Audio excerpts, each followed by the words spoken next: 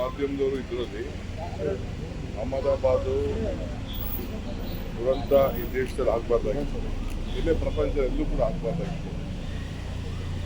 ಭಾಳ ಜನಕ್ಕೆ ಬರ್ನಿಂಗ್ ಎಲ್ಲ ಆಗಿದೆ, ಅದನ್ನೆಲ್ಲ ಅವರು ಗೊತ್ತಿಲ್ಲ, ಭಾಳ ಇಂಟ್ರೆಸ್ಟ್ ಇರಲ್ಲ. ಆ ಸ್ಪಾಟ್ ಎಲ್ಲ ನೋಡಿದ್ರೆ ಇನ್ನೂ ಸ್ವಲ್ಪ ಒಂದು 500 ಮೀಟ್ರ್ ಹೋಗಿತ್ತು, ಇನ್ನೂ ಸಾವಿರಾರು ಜನಕ್ಕೆ ತೊಂದರೆ ಆಗುತ್ತೆ. ಎರಡು ದೊಡ್ಡ ಬಿಲ್ಡಿಂಗ್ಗಳ ಮಧ್ಯೆ ಸ್ಟೂಡೆಂಟ್ಸ್ ಪಾಪ ವಿದ್ಯಾರ್ಥಿಗಳು, ಕೆಲವರಿಗೆ ಸ್ವಲ್ಪ ಕಡಿಮೆ ಧೈರ್ಯವಾಗಿದ್ದಾರೆ, ಮಿಕ್ಕಿದವರೆಲ್ಲ ಇನ್ನು ಭಾಳ ಆತಂಕದಲ್ಲಿದ್ದಾರೆ.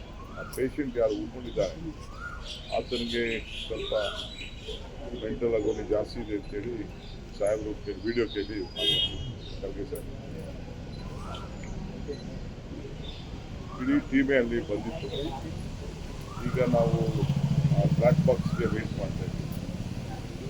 ಆಮೇಲೆ ಆ ಬ್ಲ್ಯಾಕ್ ಬಾಕ್ಸ್ ಆದಮೇಲೆ ಇಡೀ ಪಕ್ಷ, ಕಾಂಗ್ರೆಸ್ ಪಕ್ಷ ಇದ್ರ ಬಗ್ಗೆ ಒಂದು ಸಾಂತ್ವನ ಹೇಳುವಂಥ ಕೆಲಸ ಮಾಡಬೇಕು. ನಾವು ಹೋಗಿ ಅನೇಕ ಪೇಷಂಟ್ಸ್ನೆಲ್ಲ ಈ ದೇಶಕ್ಕೆ ಬರಬಾರ್ದು, ದುರಂತ ಬರಬಾರ್ದು